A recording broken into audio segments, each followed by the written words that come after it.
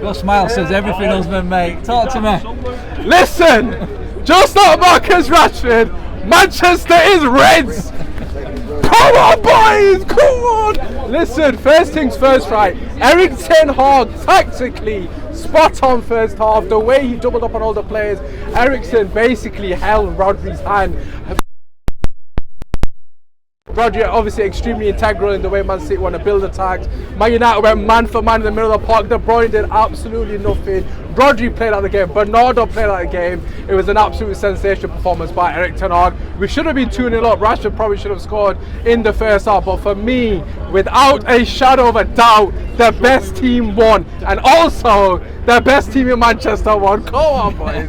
Talking about that. You're talking about team now. There's a lot of individual performances which were absolutely exceptional, but it was the togetherness in that team. We went 1-0 down, the crowd went up, the players fed off it, they stayed together, and you could see that at the end, the way they were embracing it. It's like, it is a team now, mate. It looks like a team for the first time. 9 wins in a row tells you that, doesn't it? Absolutely. I mean, it's extremely integral that each player is fighting for the other player. You saw with Wan-Bissaka, someone that's been massively criticised, me included, criticised him. It was absolutely sensational. Malacia as well, last-ditch tackles, making them, and obviously everyone's high-fiving the camaraderie, as you said, is extremely important. And most importantly, the biggest thing for me, you go 1-0 down against City, and year in, year out, when that's happened to us before, our heads have dropped, but they did not drop today. And for me, that was the most important thing. The fact that we could come from behind against Manchester City, a team that's extremely prominent on the ball. They were still keeping the ball. They were trying to draw us out like a game of chess. And United held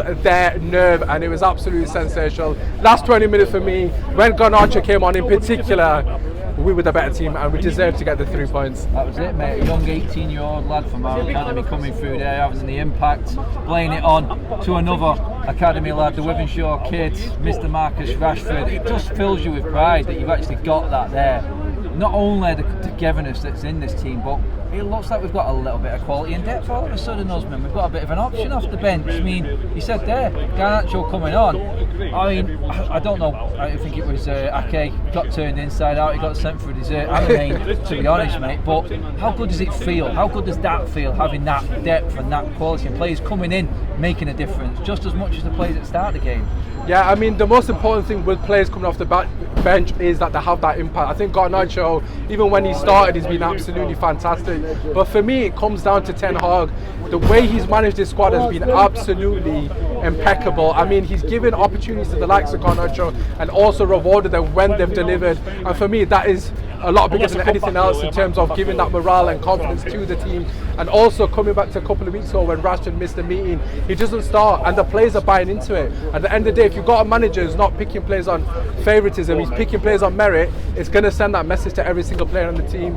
And for me, Garnacho, as you mentioned, absolutely fantastic. Palestri the other night, sadly he wasn't on the bench today, but he was also sensational off the bench. Another option, Anthony comes off, he didn't have the impact that I'd want, but nevertheless we've got options, and we've also got Jadon Sancho to come back into the team. And I think for me, we're coming good at the right time. Unlike certain other teams, we actually know how to time a title race, because we've been there, done that, and got the bloody t-shirt. Would you say we've seen it all? We've won the lot, mate. Yeah. Listen, it is what it is. I mean, talking there, mate.